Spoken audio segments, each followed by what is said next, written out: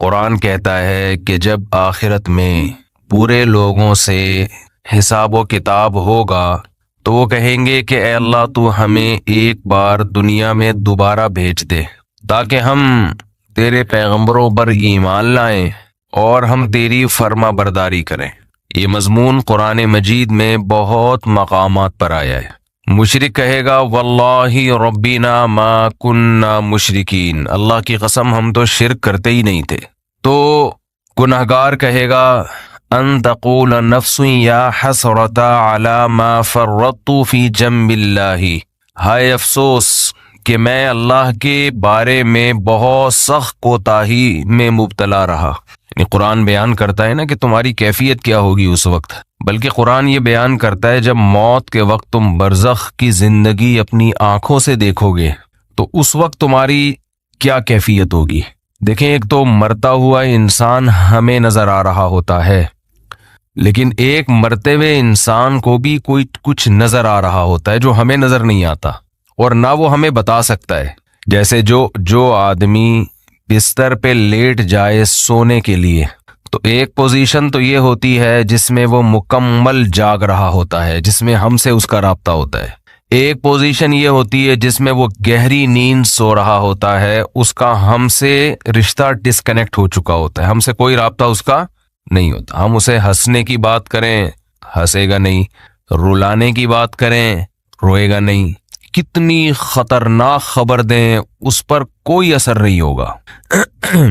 لیکن ہمیں یہ لگ رہا ہوتا ہے کہ یہ بے ہوش ہے، مگر وہ ایک الگ دنیا میں گھوم رہا ہوتا ہے۔ وہ جس دنیا میں گھوم رہا ہوتا ہے اس کو خواب کہا جاتا ہے، عالم خواب۔ وہ یہ سمجھتا ہے کہ یہ حقیقت ہے اس خواب کو۔ اچھے خواب بھی ہوتے ہیں، برے خواب بھی ہوتے ہیں۔ بعض اچھے خواب ایسے ہیں آنکھ کھلتی ہے تو انسان افسوس کرتا ہے، یار میں تو سمجھ رہا تھا یہ سچی مچی کا ہو رہا ہے میرے ساتھ۔ بعض برے خواب ہوتے ہیں، انسان کی آنکھ کھلتی ہے، شکر ادا کرتا ہے، اللہ تیرا شکر ہے کہ یہ خواب تھا، اے اللہ تیرا شکر ہے یہ خواب تھا۔ لیکن خواب میں اس کو یہ احساس نہیں ہوتا کہ میں خواب دیکھ رہا ہوں۔ تو ایک کنڈیشن تو یہ ہے جس میں وہ بالکل ہم سے منقطع ہو چکا ہے، ایک کنڈیشن یہ ہے جس میں وہ ہم سے رابطے میں، ایک اس کے درمیان کی کنڈیشن ہوتی ہے جس کو میں پیار سے بٹوین کنڈیشن کہتا ہوں۔ کہتے نہیں انگلش میں اس کو بٹوین، لیکن درمیان ہے نا، دیسی انگلش ایسے ہی ہوتی ہے، کوئی بھی لفظ ادھار لے کے کہیں بھی لگا دو۔ تو بالکل درمیانی کنڈیشن کیا ہوتی ہے جس میں وہ آدھا جاگ رہا ہوتا ہے اور آدھا سو رہا ہوتا ہے۔ کچھ یہاں کی بھی سن رہا ہوتا ہے، ہمیں لگتا ہے کہ یہ سویا نہیں ہے ابھی، لیکن تھوڑا غائب دماغ بن چکا ہوتا ہے، کچھ چیزیں اس کو وہاں کی خواب کی نظر آ رہی ہوتی ہیں۔ بالکل یہی کنڈیشن قرآن و سنت سے پتہ چلتا ہے کہ جب انسان کی موت واقع ہونے والی ہوتی ہے تو ایک کنڈیشن یہ ہوتی ہے جس میں وہ مکمل حی ہے، مکمل زندہ ہے، جس میں وہ ہم سے بات چیت کر رہا ہوتا ہے۔ ایک کنڈیشن یہ ہوتی ہے جس میں وہ مکمل اس کی ڈیتھ ہو چکی ہوتی ہے، اس میں ہمارا اس سے کوئی رابطہ نہیں ہے، اس پہ جو گزر رہی ہے وہ جانے اور اللہ جانے۔ جیسے حضرت عمر نے فرمایا نا کہ حدیث میں آتا ہے نا کہ جو برا آدمی ہے جب اس کی میت کو قبر کی طرف لے کر جاتے ہیں تو کہتا ہے کہ تم مجھے کہاں لے کے جا رہے ہو، اور اچھے آدمی اچھا کیا کہتا ہے، مجھے جلدی لے کر جاؤ۔ یہ برزخ کی باتیں ہیں جو وہ خود دیکھ رہا ہے۔ لیکن ایک حالت مرنے والے کی ایسی ہے جس میں وہ آدھا عالم برزخ میں اور آدھا عالم دنیا میں۔ اس کنڈیشن کو سکرات موت کہا جاتا ہے۔ سمجھ رہے ہیں بات کو؟ کیونکہ یہاں شرعی احکام چینج ہو جاتے ہیں۔ شریعت میں کچھ احکام ایسے ہیں کہ ابھی اس کا حکم کچھ اور ہے، مرنے کے بعد کچھ اور ہے۔ تو جب انسان مکمل حیات میں ہو تو اللہ نے اس کے لیے توبہ کا دروازہ کھولا ہوا ہے، چاہے اس کو 100% یقین ہو جائے کہ میں نے کل مرنا ہے یا 1 گھنٹے بعد مرنا ہے، لیکن توبہ کا دروازہ اس کے لیے بولے کھلا ہوا ہے۔ ایک آدمی نے ساری زندگی گناہوں میں گزاری، کفر میں، الحاد میں، شرک میں، خدا کا انکار کرتا رہا، اللہ کے ساتھ شرک کرتا رہا، شراب پیتا رہا، زنا کرتا رہا، 90 سال گزار دیے اس نے۔ اب اسے ڈاکٹروں نے بتایا کہ آپ کی ڈیتھ ہونے والی ہے، آپ کینسر کے مریض ہیں، آپ کا زہر یہاں تک پھیل گیا ہے، یا کوئی اور بیماری ہے جس میں زہر پھیلتا ہے، یہاں تک پھیل گیا کہ 24 گھنٹے میں کے اندر آپ کی ڈیتھ ہو جائے گی۔ یہ بھی اب توبہ کرے گا تو اللہ اس کی توبہ قبول کریں گے، یہ اللہ کا وعدہ ہے۔ دل سے کرے توبہ، یہ والی توبہ نہ ہو کہ اگر نہیں مرا تو ٹھیک ہے پرانا اسٹائل، مر گئے تو توبہ تو کی ہوئی ہم نے. وہ بھی پھانسی والا بھی ایسا ہی ہے. 90 سال میں اس کو پھانسی کی سزا سنا دی گئی. یہ پھانسی والی مثال اور آسان ہے. اس کو پھانسی کی سزا سنا دی گئی اور اسے بتایا گیا کہ 6 مہینے بعد آپ کو ہینگ کر دیا جائے گا, لٹکا دیا جائے گا. یہ بھی ظلم ہے انسان پر پھانسی کی سزا دینا. بہت عذاب والی موت ہے جو گلا دبا کے ہوتی ہے. اسلام نے حکم دیا ہے جس کی سزا قتل ہے اس کو تلوار سے سر قلم کیا جائے. اس کا اس میں تکلیف کم ہوتی ہے. جب تلوار لگتی ہے نا اس کے یہاں مجرم کے, تو سب سے پہلے اس کا دماغ کا اور باڈی کا کنیکشن ختم ہو جاتا ہے, تو تکلیف کا احساس ختم, لیکن وحشت بہت ہوتی ہے. مقصد تھا شریعت کا کہ لوگ جرم سے باز آ جائیں, تو ایسا طریقہ اسلام نے رکھا ہے کہ دہشت بہت بیٹھ جائے لیکن مجرم کو تکلیف کم سے کم ہو. تو جب سر پہ اس کے مجرم کے تلوار لگتی ہے تو وہ سر کھوپڑی وہاں جا کے گری, تڑپتا بہت ہے, بلیڈنگ ہوتی ہے. اور اسلام میں یہ بھی حکم ہے کہ پھانسی کی سزا بند کمرے میں نہ دی جائے, یعنی قتل کرنے کی سزا, بلکہ یہ کھلے عام چوک میں دی جائے, ساری دنیا اپنی آنکھوں سے دیکھے یہ, تاکہ معاشرے میں قتل رکے. اب دیکھو مجرم کے ساتھ بھی احسان کہ اس کو کم سزا دی, یعنی اس کو تکلیف سے بچایا جا رہا ہے, اور لوگوں کے ساتھ بھی احسان, ان پر دہشت بٹھائی جا رہی ہے تو لوگ قتل سے باز آئیں. مجھے یاد ہے 20-25 سال پہلے ہمارے بچپن کی بات ہے کہ ایک سعودی عرب سے ہمارے ایک دوست آئے ملنے کے لیے. وہ تھے اصل میں بلوچستان کے تھے, لیکن بائی بورن سعودی تھے. وہ تو بلوچی بھی بولتے تھے, اردو بھی بولتے تھے, عربی بھی بولتے تھے. کہنے لگے میں نے جب پہلی مرتبہ سعودی عرب میں سر قلم ہوتے ہوئے دیکھا ہے. بلوچی تھے, بڑے مضبوط, بروہی. کہہ رہے میں 2 گھنٹے ایسے کانپتا رہا ہوں لاش کو دیکھ کے نا, جو سر قلم کیا ہے, تو 2 گھنٹے میں ایسے خوف سے کانپتا رہا ہوں. تو بتاؤ جس نے یہ منظر دیکھا ہو وہ کبھی کسی کے قتل کا سوچ سکتا ہے جب اس کو پتا ہو کہ میرا بھی یہ انجام ہوگا. خیر بات کہاں سے کہاں چلی گئی جی. ہاں میں یہ عرض کر رہا تھا کہ ڈاکوؤں پر شریعت نے رحم نہیں کیا ہے. خیر میں یہ عرض کر رہا تھا کہ ایک شخص 90 سال کی عمر, اس کی ساری زندگی قتل میں گزری, ڈکیتیوں میں گزری, ظلم میں گزری. کورٹ نے فیصلہ کیا, جو کہ نہیں کرتی عام طور پہ, لیکن کر دیا کہ اس کو پھانسی پہ لٹکایا جائے گا, 6 مہینے بعد لٹکایا جائے گا. اسے لوگوں نے آ کے بتایا توبہ کر لے, گناہ سے معافی. یہ کہہ رہے نہیں کروں گا توبہ میں. وہ 6 مہینے بھی اس نے گزار دیے, کفر بکتا رہا, کوئی خدا نہیں ہے, کوئی مجھے دوبارہ رہائی ملی دوبارہ یہ کام کروں گا. یہاں تک کہ 1 ہفتہ رہ گیا, پھر اسے کسی مولانا صاحب نے کہا توبہ کر لے, کہہ رہے نہیں کروں گا توبہ. پھر 1 دن رہ گیا, پھر 1 گھنٹہ رہ گیا, پھر آخر کا 1 منٹ رہ گیا. اسے 6 مہینے پہلے بھی یقین تھا کہ مجھے قتل کیا جائے گا, لیکن توبہ نہیں کر رہی ہے, اس چانس پہ کہ شاید رہائی ہو جائے. بعض لوگ زبان کے بڑے پکے ہوتے ہیں, چاہے وہ کافر ہی کیوں نہ ہو. کہتے ہیں جیسے ہم اندر سے ویسے ہی ہم باہر سے. جیسے نبی صلی اللہ علیہ وسلم کے چچا ابو طالب تھے نا, موت کے وقت کلمہ نہیں پڑھا. انہوں نے کہا نہیں, اب اگر میں پڑھوں گا لوگ کہیں گے ساری زندگی جس دین پر قائم رہے موت کے ڈر سے, تو میں نہیں پڑھوں گا کلمہ. جیسا جو میں ہوں اندر سے ویسا ہی میں کیا ہوں. ان کی ایک رائے تھی کہ میں جیسا رہا ہوں ویسا ہی رہوں گا میں. ہمارے نبی کو بہت افسوس ہوا, بہت غم ہوا. اللہ نے فرمایا انک لا تہدی من احببتا, اے محمد صلی اللہ علیہ وسلم جس سے آپ کو محبت ہے, ہدایت کا اختیار آپ کے ہاتھ میں نہیں ہے. یہ نہیں کہ آپ کو جس سے محبت ہے آپ اس کو ہدایت بھی دے دیں, یہ نہیں ہو سکتا. ہدایت تو جو چاہے گا اسے ملے گی, اور یہ اللہ کے ہاتھ میں ہے. حضرت بلال کا نبی سے کوئی رشتہ نہیں, غلام, رنگ بھی سیاہ, قوم بھی الگ, غلام. ان کو ہدایت مل گئی, چاہت تھی ان کے دل میں, طلب تھی. تو بعض ایسے ہوتے ہیں کہ وہ اقرار نہیں کرتے, وہ کہتے ہیں موت کے وقت بھی ہم نہیں, حالانکہ موت کے وقت ان کو یہ ہوتا ہے کہ شاید اسلام نے جو کچھ کہا ہو وہ سچ کہا ہو, لیکن وہ کہتے ہیں نہیں, جس پہ ہم زندگی میں رہے اسی پہ رہیں گے. تو یہ جو 90 سالہ شخص تھا جس نے سینکڑوں انسانوں کو قتل کیا, ہزاروں کو قتل کیا, خدا سے بغاوت کی, اللہ کے وجود کا انکار کیا, اس سے بڑا مجرم دنیا میں کوئی نہیں ہو سکتا تھا. اسے بتایا گیا 6 مہینے بعد تمہیں لٹکا دیا جائے گا. لوگوں نے کہا توبہ کر لے, اس نے کہا کہ نہیں, کیونکہ اس کو یہ تھا کہ شاید میں رہا ہو گیا, 1% چانس ہے, تو میں نے تو وہ بدماشیاں دوبارہ کرنی ہے, پھر میں کس منہ سے لوگوں کے پاس جاؤں گا. لوگ کہیں گے اچھا پہلے اسلام باطل تھا اب اسلام صحیح ہو گیا. تو اس نے ڈیلے کی, اس نے کہا نہیں, یہاں تک کہ اس کو لٹکانے میں 1 منٹ باقی ہے, 1 منٹ. اس کو یقین ہو گیا میری زندگی صرف کتنی دیر کی ہے, 1 منٹ کی. اب رہائی کی تمام اپیلیں مسترد ہو چکی ہیں, لیکن ہے پورا زندہ, ابھی عالم برزخ کو اس نے اپنی آنکھوں سے دیکھا نہیں. اب اگر یہ توبہ کر لے بالکل پھانسی کے پھندے کی طرف جا رہا ہے, اس کو جلاد لے کے جا رہا ہے لٹکانے کے لیے, یہاں تک کہ اس ٹول پہ اس کو کھڑا کر دیا.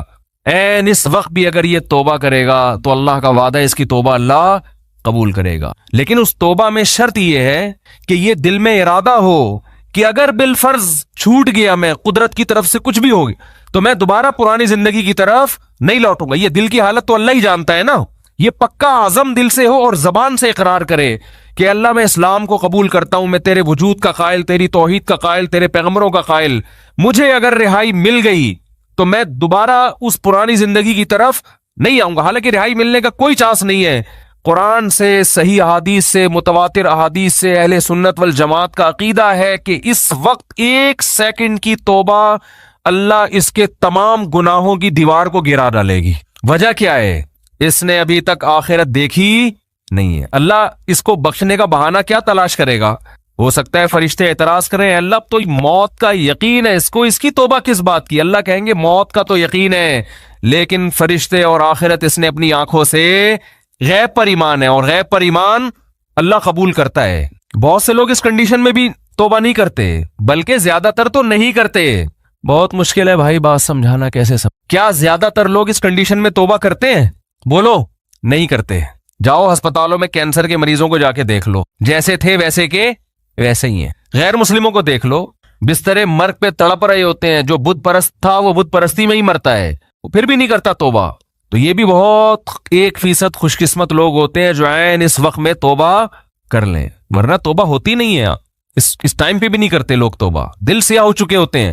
وہ اب دیکھو آخری 1 منٹ رہ گیا ہے, اگر آج وہ دل سے توبہ کر لے, وہ پھانسی کے پھندے پہ لٹکنے والا 1 سیکنڈ پہلے, یہاں تک کہ اس کے گلے میں پھندا لا کے ڈال دیا گیا, ابھی صرف رسا کھینچنے کی دیر ہے, اس دوران بھی اگر وہ توبہ کرے گا, یہ 1 سیکنڈ اس کی کروڑوں سال کی زندگی کو, فیوچر کو چینج کر دے گا. کیوں؟ ابھی تک اس نے اپنی آنکھوں سے دیکھا نہیں ہے, ابھی تک دیکھا نہیں ہے اس نے اپنی آنکھوں سے, غیب پر ایمان ہے. تو یہ اللہ کا وعدہ ہے, ان اللہ یقبل توبۃ عبدہ ما لم یغرغر. بخاری مسلم کی حدیث, نبی صلی اللہ علیہ وسلم نے فرمایا اللہ اپنے بندے کی توبہ اس وقت تک قبول کرتا ہے جب تک اس کو غرغرہ نہیں آتا. غرغرہ کا مطلب سکرات موت میں مبتلا نہیں ہو جاتا وہ. ہاں, جب اس کو ہینگ کیا گیا اور اس کی روح نکلنا شروع ہوئی, اور پھر اس نے برزخ کی زندگی اپنی آنکھوں سے دیکھ لی, اس نے دیکھ لیا کہ قرآن جو کہتا تھا کہ برے لوگوں کی روح, برے فرشتے سے مراد وہ فرشتے جو اللہ نے سزا دینے کے لیے متعین, فرشتہ تو برا نہیں ہوتا, وہ فرشتے جو خوفناک فرشتے ہیں وہ برے لوگوں کی روح قبض کرتے ہیں. جب یہ فرشتے اپنی آنکھوں سے دیکھ لے گا, اس کے بعد قرآن کہتا ہے کہ اب توبہ تو دور کی بات, زمین اور آسمان کی دولت بھی اگر خرچ کر دے گا, وعدہ کرے گا اللہ مجھے مہلت دے دے, میں پوری زمین آسمان کی دولت خرچ کرنے کے لیے تیار ہوں. اللہ فرماتے ہیں ما تقبل منہم, اللہ کا قانون اٹل ہے, اللہ اس کی ایک آنسو کی پرواہ نہیں کرے گا. پوری دولت دے دے اللہ اس کی پرواہ نہیں کرے گا. آج ملحد لوگ, ایتھیس لوگ کہتے خدا نظر نہیں آتا, جنت نظر نہیں آتی, جہنم نظر نہیں آتی, دکھاؤ. او بھائی اگر دکھا دی تو پھر آپ میں اور مومن میں فرق ختم ہو جائے گا. دیکھی ہوئی چیزوں پر تو سب ایمان لے کر آتے ہیں. قرآن کہتے ہیں غور و فکر کر کے ایمان لے کر آؤ. آپ کی خواہشات آپ کو صحیح سمت میں غور کرنے نہیں دیتی. ابھی ایک ملحد نے میرے خلاف کلپ بنایا ہے, میں نے مثال دی تھی ایک یونیورسٹی کے پروفیسر کی, جلدی سے بات کو سمیٹتا ہوں, کیا کروں یار. ایک ملحد نے کلپ بنایا, میں نے ایک مثال دی تھی یونیورسٹی کے پروفیسر کی, خوب اچھی طرح کھوپڑی میں بیٹھائے اس مثال کو. یہ لوگ نا باتوں کو گھماتے بہت ہیں, کبھی سیدھی بات نہیں کرتے. مجھ سے ایک طالب علم ملا, اسٹوڈنٹ ملا یونیورسٹی کا, اس نے کہا ہمارے ایک پروفیسر نے کہا کہ دیکھو گاڑی کے ایکسلریٹر پہ ہم پاؤں رکھتے ہیں تو گاڑی موو کرتی ہے, بریک پہ پاؤں رکھتے ہیں تو گاڑی رکتی ہے. تو خدا کہاں ہے؟ یعنی ہر کام کرنے سے ہو رہا ہے نا. خدا تو جب ہوتا جب ایکسلریٹر پہ پاؤں رکھو اور وہ روک دے گاڑی کو, بریک پہ پاؤں رکھو اور وہ چلا دے. تو یہ ہر کام کی ایک لاجک ہے. تو ہر کام کے پیچھے ایک سائنس ہے, ایک لاجک ہے. خدا نہیں ہے معاذ اللہ. میں نے کہا یہ مثال ہی خدا کے وجود کی سب سے بڑی دلیل ہے. گاڑی کے ایکسلریٹر پہ جب تک پاؤں نہ رکھیں وہ چلے گی خود سے؟ بولو. جب تک کوئی بریک لگانے والا نہ ہو اس وقت تک رکے گی وہ. جو گاڑی ایک حالت سے اپنی ایک کنڈیشن کو چینج نہیں کر سکتی, کسی چینجر کے بغیر وہ گاڑی وجود میں آ سکتی ہے کسی خالق کے بغیر؟ بولو نا. تو وہ گاڑی یقیناً کسی نے بنائی ہے, تو ایک چھوٹی سی گاڑی خود سے نہیں بن سکتی.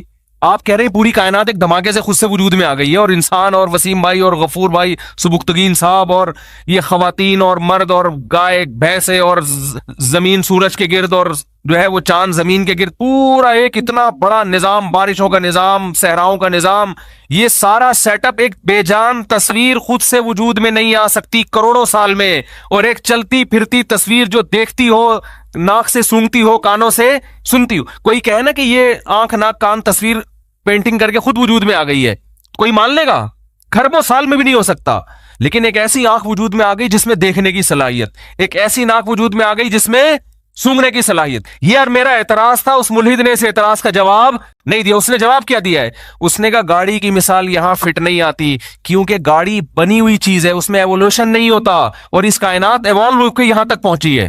نہیں آئی بات سمجھ میں؟ کہہ رہے گاڑی جو ہے نا وہ ایوالو تھوڑی ہوئی ہے یہاں تک, گاڑی تو کسی نے بنائی ہے, تو گاڑی پہ فٹ نہیں ہو سکتی. سوال تربوز کے متعلق تھا, جواب میں کیا پیش کیا جا رہا ہے؟ خربوزہ. آپ سے سوال پوچھا امتحان میں, محمد بن قاسم نے ہندوستان پہ 17 کیا کیے؟ آپ نے کہا محمد بن قاسم ناشتے میں پراٹھا کھاتا تھا. اگلا بولے گا بھائی تم سے پوچھا کیا جا رہا ہے, وہ سوری محمود غزنوی نے, محمد بن قاسم نے نہیں, وہ صبح ناشتے میں کیا کھاتا تھا؟ تو یہ جواب تھوڑی ہوگا. سوال دوبارہ دہرا دیتا ہوں میں, ایک معمولی سی چیز ایوولوشن کے ذریعے کار کی شکل اختیار نہیں کر سکتی. اتنی مینجمنٹ کہ ایکسیلیٹر کی جگہ ایکسیلیٹر ہو, بریک کی جگہ بریک ہو, اسٹیئرنگ کی جگہ ایسی بہترین مینجمنٹ. تو یہ ایوولوشن کوئی ایسی ہے عجیب چیز ہے جس نے خود سے, یعنی نیچر ہے نا, نیچر اتنی ذہین, اتنی فتین, اتنی زبردست چیز ہے کہ خربوزے کے بیج میں اس نے ایسے سافٹ ویئر انسٹال کر دیے کہ جب زمین میں ڈالو تو پہلے پودا اگے گا, پھر پھول اگیں گے کیڑے مکوڑوں کو مائل کرنے کے لیے, پھر نر مادہ کا ملاپ ہوگا, پھر جب نر مادہ کا ملاپ ہوگا اس میں کچا پھل پیدا ہوگا, وہ پھل بڑا ہو کر دوبارہ خربوزہ بن جائے گا. ہر خربوزے میں دوبارہ ایسے سینکڑوں بیج ہوں گے جن کو ڈالو گے تو پھر یہی پروسیس ہوگا. ہزاروں سال سے یہ پروسیس ہو رہا ہے, اور یہ فطرت نے خود اپنے آپ کو مینج کر لیا. خدا کی قسم دنیا میں اس سے بڑا بیوقوف اور جھوٹا اور کذاب اور دجال کوئی نہیں ہوگا جو یہ دعویٰ کرے. آپ انسان کو مانتے ہو ایوولوشن ہو رہا ہے, ارتقاء, اردو میں ارتقاء کہتے ہیں اس کو. یہ کیا ارتقاء ہے یار, کہ دیکھو ارتقاء بندر کروڑوں سال ترقی کرتے کرتے انسان تک پہنچ جاتا نا, یہ ہوتا نا ارتقاء. یہاں کیا ہو رہا ہے, 9 مہینے میں کیا ارتقاء ہو رہا ہے؟ ایک پانی کا قطرہ ماں کے رحم میں جاتا ہے بھائی, اور 9 مہینے میں ماں روٹی کھا رہی ہے, 9 مہینے کے اندر اس میں آنکھ, ناک, کان, دل, دماغ, جگر, گردے, پھیپڑے, ہر چیز بن کے اپنی جگہ فٹ ہو کے, اور ایسی مینجمنٹ ہے خاندانی. ادھر بچہ ماں کے پیٹ سے باہر آیا, فوراً ماں کی چھاتیوں میں دودھ پیدا ہوا, پانی میل کا ہے اور بچہ فیمیل کے بطن سے پیدا ہو رہا ہے, ان دونوں کے ملاپ سے. اور ان دونوں کا ملاپ بچہ پیدا کرنے کے لیے نہیں تھا, اپنی خواہش پوری کرنے کے لیے, سیکس کے لیے تھا. اس سیکس کے نتیجے میں انسان وجود میں آ رہا ہے. ان دونوں میں بھی آپس میں کوئی ربط نہیں ہے.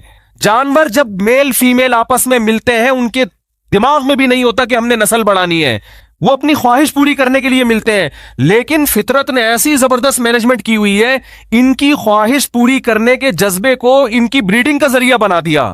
یہ بھائی ایسی مینجمنٹ اللہ کی قسم کروڑوں اربوں کھربوں سال میں بھی آٹومیٹیکلی خود بخود نہیں ہو سکتی. وہ سیکس کے لیے جا رہا ہے اس کے پاس, اس کے دماغ میں نہیں ہے کہ اولاد پیدا ہوگی. اس کا آپس میں کوئی ربط نہیں ہے نا انسان کا. اور سیکس پورا کرنا تو ایک ہوس سمجھا جاتا ہے, ایک ہوس سمجھا جاتا ہے. میل فیمیل کی طرف مائل ہوتا ہے اولاد پیدا کرنے کے لیے نہیں. لیکن قدرت نے چونکہ نسل بڑھانی ہے تو قدرت نے کہا یہ نسل ان کے کنٹرول میں نہ رکھو, ان کے اندر ایسی خواہش پیدا کر دو میل فیمیل کے اندر, یہ اپنی خواہش کے لیے ملاپ کرے. اور فطرت اس ملاپ سے ایک نیا کام لے رہی ہے, انسانوں کی نسل بڑھانا, جانوروں کی نسل بڑھانا. حالانکہ ان دونوں, دیکھو مولانا شلوی تھانوی رحمۃ اللہ علیہ ایک بڑی پیاری مثال دیا کرتے تھے, کوئی مرد اور عورت جنگل میں پیدا ہوں, یعنی کوئی بچے ہو ان کو جنگل میں چھوڑ کے چلے جائیں آپ, ان کو نہیں پتا ہوگا نا کہ ہم دنیا میں کیسے آئے. وہ غور کرتے رہیں گے سائنسدانوں کی طرح نا بیٹھ کے, انہیں کوئی بتائے کہ تم ایسے وجود میں آئے کہ مرد اور عورت کا ملاپ ہوا, اس میں پانی کا ایک گندا قطرہ, اور وہ قطرہ دکھا دیا جائے کہ یہ ہے, اس میں ایسے صلاحیت ہے کہ یہ جب ایک خاص پروسیس کے تحت ماں کے رحم میں گزرے گا تو اس میں آنکھ, ناک, کان, دل, دماغ, جگر, تم جیسا انسان پیدا ہو جائے گا. مولانا تھانوی فرمایا کرتے تھے وہ 100 دفعہ آپ قرآن پہ ہاتھ رکھ کے قسمیں اٹھا لیں, وہ اس بات کا یقین نہیں کرے. وہ کہہ رہے ہو ہی نہیں سکتا, وہ فرضی مفروضے گڑے گا, وہ کہے گا یہ نہیں ہو سکتا. جب تک وہ اپنی آنکھوں سے دیکھ نہ لے, دیکھے گا تو کہے گا کہ واقعی یہ ہوا ہے. ہم تو دیکھ رہے ہیں اپنی آنکھوں سے, اس لیے مانتے ہیں. تو کیوں خدا کے دشمن بنے ہوئے ہو بھائی؟ مان لو اس خدا نے اور پھر دیکھو کہہ رہے کہ مٹی سے بنایا، قرآن کبھی کہتا ہے مٹی سے بنایا، کبھی کہتا ہے پانی سے بنایا، تو کہہ رہے قرآن کی آیتیں آپس میں ٹکرا رہی ہیں۔ قرآن ہی پڑھ لیا ہوتا تو آپ کو پتہ چل جاتا۔ قرآن کہہ رہے ہیں سورہ حج کے پہلا رکوع، یا ایھا الناس ان کنتم فی ریب من البعث، اے لوگو اگر تمہیں یقین نہیں آتا نا میں مٹی کو دوبارہ کیسے انسان بناؤں گا، فإنا خلقناکم من تراب، سب سے پہلے ہم نے تمہیں مٹی سے بنایا، ثم من نطفہ، پھر اس مٹی کو نطفے میں تبدیل کر کے پھر نطفے سے بنایا، ثم من مضغہ، پھر اس نطفے کو ہم نے من علقہ خون میں تبدیل کیا، ثم من مضغہ پھر گوشت میں تبدیل کیا۔ تو قرآن کہیں کہتا ہے خون سے بنایا، قرآن کہیں کہتا ہے گوشت کے لوتھڑے سے بنایا، قرآن کہیں کہتا ہے مٹی سے بنایا۔ قرآن ان تمام اعتراضات کا ایک آیت میں جواب دے دیتا ہے کہ یہ ترتیب وار بنائے ہم نے، لیکن قرآن اصل میں جو بتانا چاہ رہا ہے ملحد وہاں سے ایسے نظریں چرا کے بھاگتے ہیں اور ایسے نابینا بن جاتے ہیں جیسے کبوتر بلی کو دیکھ کے آنکھیں بند کر لیتا ہے۔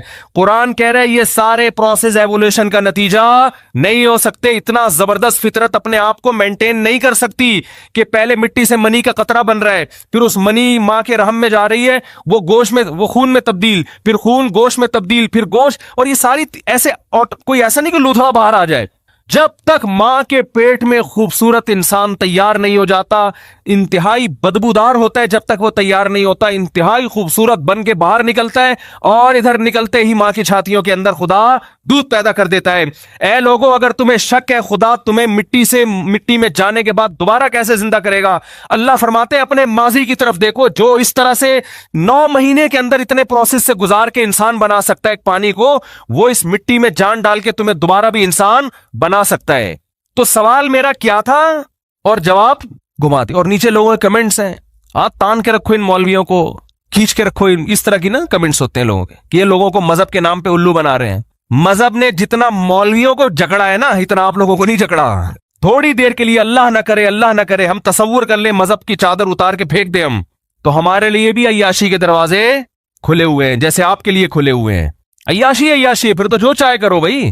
لوگ یہ تانا دیتے ہیں کہ ان مولویوں کی عزت مذہب کی وجہ سے ہو رہی ہے، اس لیے یہ مذہب کی طرف لوگوں کو لاتے ہیں۔ مذہب سے ہٹیں گے ظاہر ہے جو لوگ ہاتھ پاؤں چوم رہے ہیں، عزت دے رہے ہیں، وہ ختم ہو جائے گی نا۔ ہدیے ملتے ہیں لوگوں کی طرف سے، نذرانے ملتے ہیں، ان دعویٰ ہے یہ، فرض کر لو ہدیے نذرانے بھی مل رہے ہیں، آپ بھی اپنے بچوں کو پھر مولوی بنا دو نا۔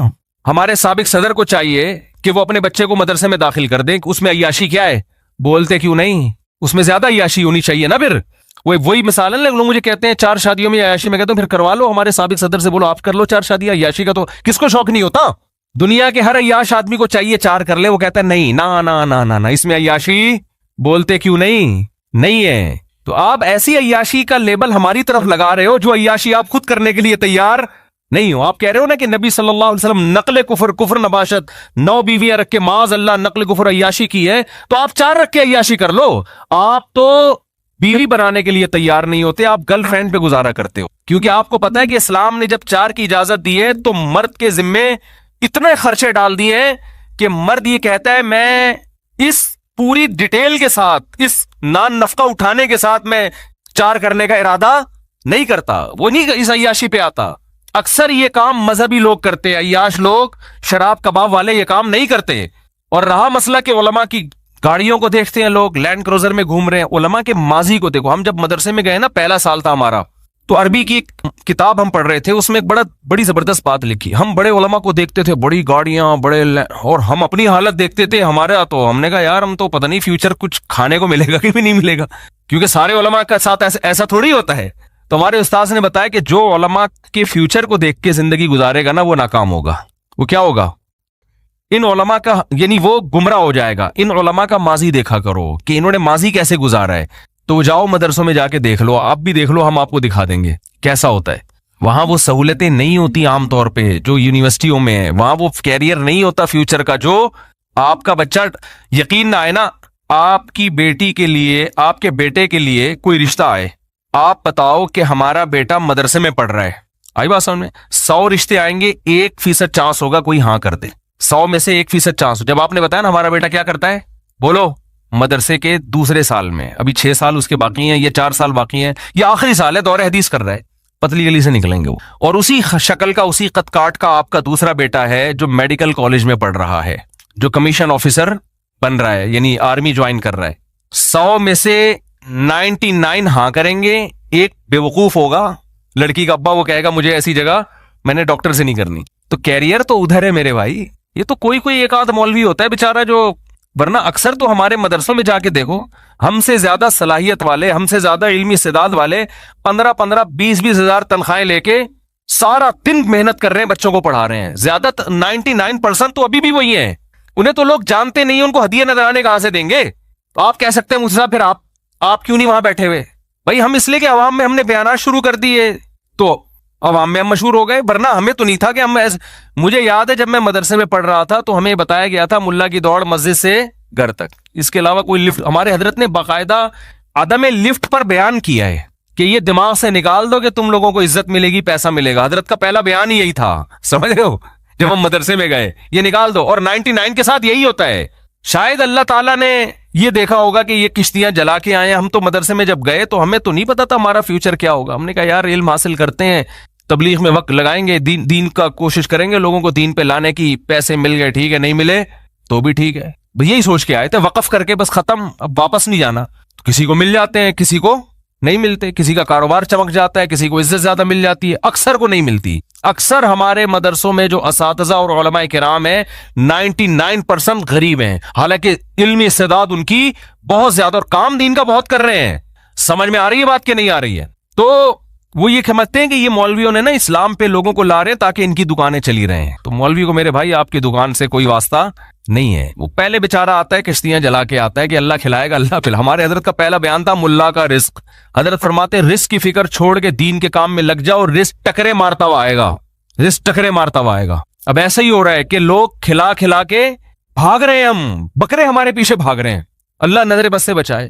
اب ہم آگے آگے بھاگ رہے ہوتے ہیں, دمبے ہمارے پیچھے کھا لے, نہیں کھاؤں گا یار, مروں گا یار, اور بھی دنیا میں کام ہے, اور بھی دنیا میں غم ہے. ابھی ہم تھر گئے, اللہ وہاں کے جو ہمارے میزبان تھے اللہ جزائے خیر دے, ہم جب وہاں پہنچے تو انہوں نے دسترخوان لگایا. میرے ساتھ جو ساتھی گیا تھا اس نے کہا تھر بیان میں آئے گا. میں نے کہا آج تھر کا کوئی تعلق ہی نہیں آج کے ٹاپک سے, لیکن آ گیا نا بیان میں. میں تھر سے آیا ہوں نا, کل ریگستان نہیں ہے تھر, وہاں گیا تو ہمارے ایک دوست نے کہا مفتی صاحب جمعے کے بیان میں دیکھنا تھر پہ رپورٹ آئے گی. میں نے کہا نہیں آئے گی, میرا ٹاپک ہی جمعے کا یہ نہیں ہے. اب آ گئی, واقعی اس کو صحیح کہا.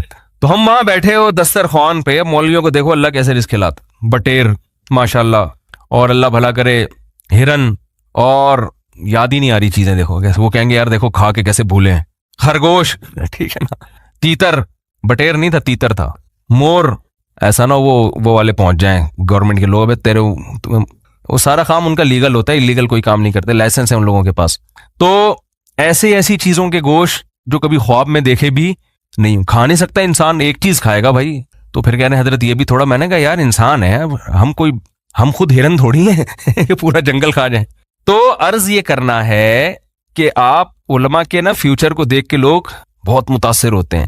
تو ایسا نہیں ہے, ان کی بڑی, میں اپنے بارے میں نہیں کہہ رہا, لیکن علماء کی مدرسوں میں بڑی قربانیاں ہوتی ہیں, خاص طور پہ شہری لوگوں کی. ہم نے جو کالج میں ماحول گزارا نا, جب ہم مدرسے آئے ہیں تو ایسا لگتا تھا کہ جیل کی کوٹری. اس لیے نہیں کہ کوئی ظلم ہو رہا تھا وہاں پہ خدا نہ خواستہ, اس لیے کہ پڑھائی تھی وہاں, وہ لائف کو انجوائے کرنے کی اجازت نہیں تھی کہ پہلے گلے کالج پہنچتے پہنچتے راستے میں کوئی خربوزے والا کوئی تربوز والا نہیں چھوڑتے تھے. ہم سب کچھ کھاتے پیتے, پھر آخر میں گنے کے رس پینے کے بعد 2 گھنٹہ لیٹ پہنچے کالج میں. پھر وہاں جناب ہو رہا ہے, پھر جس دن موڈ ہوا کہ یار آج مزہ نہیں آ رہا کلاس میں, نکلو یار, تو نکل گئے جوڑیا بازار تقریب میں, ایس ایم سائنس کالج کے جوڑیا بازار نکل لیا. سارے ہی ایسے کر رہے ہوتے ہیں, کوئی ہم اکیلے نہیں ہیں. جس دن موڈ اچھا ہے پڑھ لیا بیٹھ کے, موڈ اچھا نہیں ہے تو پھر میں تو کم از کم نقل نہیں کرتا تھا, ورنہ ہمارے جتنے ماشاءاللہ اسٹوڈنٹ تھے طبیعت سے پھرے لے کے جاتے تھے ایگزامینیشن ہال میں, ان کو پڑھنے کی ضرورت ہی نہیں ہے. ایک لڑکا کل مجھے ملا, فیل ہو گیا. میں نے کہا فیل ہونے کا آپ کے پاس آپشن ہی نہیں تھا, آپ نے انٹر کیا, آپ تو پھرے لے کر, پوری کلاس پھرے لے کر جا رہی ہے.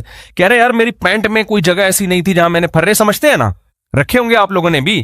کہہ رہے کوئی پینٹ میں جگہ ایسی نہیں, کوئی قمیض ایسی نہیں, کوئی کرتا. کراچی کی بھی ماشاءاللہ حکومتی سطح پہ یہ کام ہو رہا ہے الحمدللہ. ایگزامینیشن ہال میں کراچی میں جو طالب علم کتاب لے کے پڑھ رہا ہے, دنیا میں اس سے بڑا بے وقوف کوئی پیدا ہی نہیں ہوا آج تک. بس دیکھ کے کتاب سمجھ میں آنی چاہیے. اب کراچی والوں نے یہ کیا کہ دیکھ کے بھی اتنی صلاحیت ختم ہو گئی ہے کہ پھرا رکھ کے بھی سمجھ میں نہیں آ رہا ہوتا. حقیقت وہ لڑکا جو کل مجھے ملا ہے نا, آپ بھی تھے نا ساتھ میں, میں نے کہا تم فیل کیسے ہو گئے؟ کہہ رہے کتابیں لے کے بھی گیا میں امتحان گاہ میں, پھرے بھی تھے, سب کچھ تھا. ٹیچر نے باہر نکل کے بیٹھ گیا, ٹیچر نے کہا شور نہیں مچانا, جس نے جو کرنا ہے کر لے, یہاں بیٹھ کے پیپر حل کرے, شور نہیں, آواز نہیں آنی چاہیے. اتنے الحمدللہ ابھی آداب ہیں کہ شور نہیں ہونا چاہیے, چپ کر کے نقل بھی کرنی ہے, چپ کر, شور نہیں آئے. کہہ رہے وہ کرسی باہر ڈال کے بیٹھ گئے ایگزامینر, تو کہہ رہے ہم نے دبا گیا, چھاپ رہے پھر بھی فیل ہو گیا.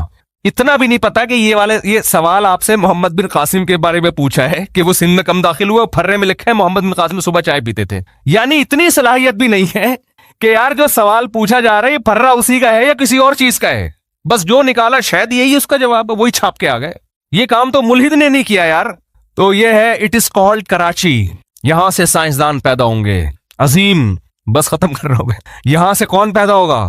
یہ مولویوں کا قصور نہیں ہے, آج ہر ملبہ مولویوں پہ گرایا جا رہا ہے. مذہب ہے جو سائنسی ترقی میں رکاوٹ بن رہا ہے. میں مذہبی گھرانے کا تھا الحمدللہ, اس لیے میں نقل نہیں کرتا تھا. مجھے ٹیچروں نے کتابیں, جب میں سیکنڈ ایئر میں تھا ٹیچر نے خود کتاب لا کے دی, بولا 50 روپے دے دو. میں نے کہا 1 روپیہ بھی نہیں دوں گا اور یہ لے کے جاؤ یہاں سے, اس لیے کہ میرے والد نے منع کیا ہوا تھا, بیٹا گناہ ملتا ہے, قیامت کے دن سزا ملتی ہے. اور اگر میں نقل کرتا تو مذہب کو چھوڑ کے کرتا میں. تو یہ جو آپ کے ملک میں ترقی نہیں ہو رہی, یہ مذہب کا اس سے تعلق نہیں ہے, یہ آپ کے اپنا یہ لبرل لوگ ہیں جو یہ برباد کیا ہوا ہے انہوں نے ہمارا معاشرہ. اور ہر وہ چیز بھی کہہ رہے ہیں, دیکھو پاکستان ایک اسلامک کنٹری ہے لیکن اس میں کرپشن دیکھو کتنی ہے. اسلامک کنٹری نام کا ہے, اگر حقیقت میں ہوتا تو کرپشن نہ ہوتی. اسلام سے زیادہ مجرم کے لیے سخت, اسلام چور کا ہاتھ کاٹنے کا حکم دیتا ہے. دنیا میں ہے کوئی ایسا مذہب؟ اتنی چوری کرنا سے اللہ کا مال چوری کیا مخلوق کا, اللہ کو اپنے بندوں کا ہیومن رائٹس کا اتنا خیال ہے. دیکھو نماز قضا کر دو, ہاتھ کاٹنے کا حکم نہیں ہے. اللہ نے کہا توبہ کر کے مجھے مناؤ, کیونکہ ہیومن رائٹ سے اس کا تعلق نہیں ہے, اس کا تعلق کس سے ہے؟ خدا کے حق سے ہے. اللہ نے کہا مجھے مناؤ, توبہ کرو, بہت بڑا جرم کیا, آخرت میں سزا ملے گی, دنیا میں نہیں. توبہ کرو میرے سامنے. حج آپ نے نہیں کیا, فرض ہے, کوئی سزا ہے اسلام میں؟ کتنا بڑا حکم ہے نا اللہ کا. اللہ نے دھمکیاں دی ہیں, میں اس سے بے پرواہ ہوں, آخرت میں سزا ملے گی, دنیا میں نہیں. چوری کر دی, کسی کے پیسے چرا لیے, اللہ کو اتنا غصہ آئے کہ اس کا ہاتھ کاٹ دو. تو ہیومن رائٹس لبرل لوگوں کے یہاں زیادہ ہے, اسلام کے یہاں زیادہ ہے. اسلام کے یہاں زیادہ ہے. اسلام کہہ رہے ہیں حقوق العباد میں صرف اللہ سے معافی مانگنا کافی نہیں, اس بندے سے بھی معافی منگوانی پڑے گی. یہ ہمیں ہیومن رائٹس کا بتائیں گے جو تبھی دیکھو یہ کیا حال ہوا ہے ہمارے ملک کا. تو مذہب نہ ہونے کا یہ نتیجہ ہے. اور میں کہتا ہوں یورپ میں, اگر لوگ کہتے ہیں یورپ میں مذہب نہیں ہے, امریکہ میں مذہب نہیں ہے, اتنے اچھے قانون, میں کہتا ہوں اگر مذہب ہوتا تو اس سے زیادہ اچھے ہوتے, وہ اس سے زیادہ اچھے ہوتے. تو مذہب ہمیشہ خیر ہی پیدا کرتا ہے. مذہب ہمیشہ شر کو, صحیح مذہب ہو اگر, وہ شر کو ختم کرتا ہے. تو لیبل کافی نہیں ہے مذہب کا, مذہب کو فالو کرنا پڑے گا آپ کو. تو بس جلدی سے بات ختم کرتا ہوں میرے بھائی. اللہ کا قانون یہ ہے کہ جب تک اپنی آنکھوں سے موت کے فرشتے نظر نہ آئے اس وقت تک اللہ نے توبہ کا آپشن رکھا ہوا ہے. اور جب یہ منظر آپ نے اپنی آنکھوں سے دیکھ لیا, اللہ کہتے ہیں بیڑیاں رگڑتا رہے گا, کلا انہا کلمۃ ہوا قائلھا, توبہ کا کلمہ تیری زبان سے نکلا ہوا ایک کلمہ ہے جو ہوا میں تحلیل ہو کے ختم. اللہ کے ہاں اس کی کوئی ویلیو نہیں ہے. نبی صلی اللہ علیہ وسلم نے فرمایا کہ جہنم کی آگ سمندر کا پانی خوش نہیں کر سکتا, حدیث کا مفہوم ہے, لیکن 2 قطرے جہنم کی آگ کو ٹھنڈا کر دیتے ہیں.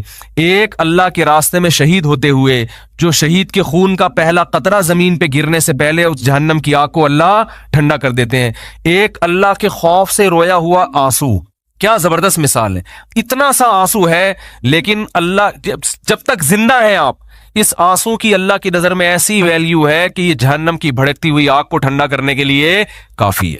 تو بھائی خوش قسمت وہ ہے جو موت سے پہلے توبہ کر. اب آپ یہ نہ سوچیں کہ یار ٹھیک ہے آخری پھندے تک لٹکنے تک آخری منٹ میں بھی توبہ قبول ہوتی ہے تو ڈیلے کر لو. تو یہ دو گڑبڑے کا اندیشہ اس میں. نمبر 1, آپ کو کیا پتا کہ آپ کس وقت مریں گے, آپ کا آخری منٹ کب آئے گا, سمجھتے ہو؟ پھانسی کے مجرم کو تو پتا ہوتا ہے لٹکنے والا ہوں, ہر موت مرنے والے کو یہ پتا نہیں ہوتا. دوسری بات یہ کہ مشاہدے پر مبنی یہ حقیقت ہے, جو موت کی وجہ سے توبہ کو ڈیلے کرتا ہے ایسے لوگوں میں اکثر توبہ نہیں کرتے. آپ دیکھ لو غیر مسلموں میں جوانی میں توبہ کرنے والے, اسلام قبول کرنے والے زیادہ ہیں, بڑھاپے میں اسلام قبول کرنے والے کم ہیں. حالانکہ جوانی میں غیر مسلم بننے میں عیاشی زیادہ ہے, بڑھاپے میں تو ویسے ہی عیاشی نہیں ہے نا, لیکن اس کو تو فائدہ ہی فائدہ ہے. بوڑھے آدمی کو اسلام قبول کر لے, توبہ کر لے, بھائی اب تو کچھ تیری زندگی تو گزر گئی عیاشیوں میں, اب تو جائے گا جنت میں. لیکن دل ایسا سخت ہو جاتا ہے وہ نہیں کرتا. جوان آدمی وہ جلدی کر لیتا ہے, حالانکہ اس کو قربانی زیادہ دینی پڑ رہی ہے. آپ دیکھ لو دنیا میں توبہ کرنے والے جوان آپ کو زیادہ ملیں گے, بوڑھے ہیں لیکن کم ہیں. اسی طرح توبہ کرنے والوں, اسلام قبول کرنے والوں میں جوان غیر مسلم زیادہ ہیں, بوڑھے کم ہیں. تو تو اس لیے کبھی بھی اس حماقت پہ توبہ کو ڈیلے نہیں کرنا چاہیے کہ مہلت تو اللہ نے دی ہوئی ہے. اور دوسری بات، جتنی جلدی توبہ کرو گے خیر اور برکتیں اتنی زیادہ ہوں گی، آپ نیکیاں زیادہ کما لو. ٹھیک ہے کوئی غیر مسلمین آخری وقت میں مسلمان ہو رہا ہے، توبہ کر رہا ہے، گناہ معاف ہو گئے، لیکن نیکیوں کا موقع اس کو بہرحال، ٹھیک ہے اللہ اس کو جنت میں داخل کر دیں گے، لیکن وہ زیادہ اونچے درجات تک نہیں جا سکتا. وجہ اس کی یہ کہ اس کو اس کے اعمال میں وہ اتنی خیریں ہیں نہیں کہ جو شخص زندگی بھر اپنے اعمال میں خیر ڈالتا رہا، تو آج آپ توبہ کریں گے، آپ کے پاس پوری زندگی یہ خیر پھیلانے کے لیے، اپنے اعمال میں نیکیاں جمع کرنے کے لیے ڈیلے کریں گے تو آپ کے پاس نیکیاں کمانے کا ٹائم کم رہے گا. اللہ تعالیٰ سے دعا ہے اللہ تعالیٰ ہمیں جلد سے جلد سچی توبہ کی توفیق عطا فرمائے. وما علینا الا البلاغ.